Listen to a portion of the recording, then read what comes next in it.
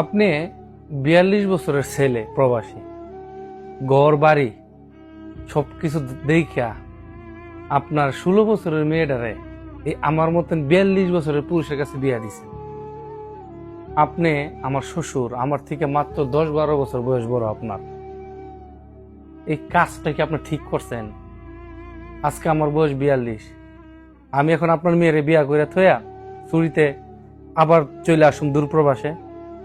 3-4 বছর পরে আবার ছুটিতে একবার যামু, আবার 2-3 মাস থেকে আবার দূরপ্রবাসে আবার যামু। অর্থাৎ আপনার মেয়ের সাথে বিয়ে হবার আরো 10 বছর আপনার মেয়ের সাথে আমার 3 বার সাক্ষাৎকার হইব, সর্বোচ্চ 4 বার। তখন আমার বয়স কিন্তু হয়ে যাব 52-53 বছর। আপনার মেয়ের বয়স মাত্র 22, মাত্র 21 বছর, 22 বছরের আপনার মেয়েকে আমার দ্বারা কন্ট্রোল করা সম্ভব? আপনার কাছে এটা প্রশ্ন।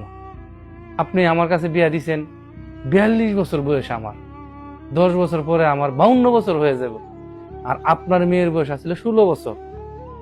16 বছরের মেয়ের 10 বছর পরে হইব 26 বছর। এই মেয়েটাকে কন্ট্রোল করা কি আমার পক্ষে সম্ভব? আমি আপনার মেয়ের সবকিছু অ্যাকসেপ্ট করতে পারবো না, কারণ আপনার মেয়ে ছোট, বুঝে কম। আপনার মেয়ে আমাকে সহ্য করতে পারবে না, কারণ আমি একটা বয়স্ক ব্যক্তি। এজন্য বলি, টাকা পয়সা, ঘর বাড়ি এগুলা থেকে সবচেয়ে বেশি গুরুত্ব দিবেন কিছু বয়স আগে পিছা যাতে। এইরকম আধা বয়স্ক ব্যক্তির কাছে ঘর বাড়ি দালান দেখা বিয়া দেন না। অনুরোধ।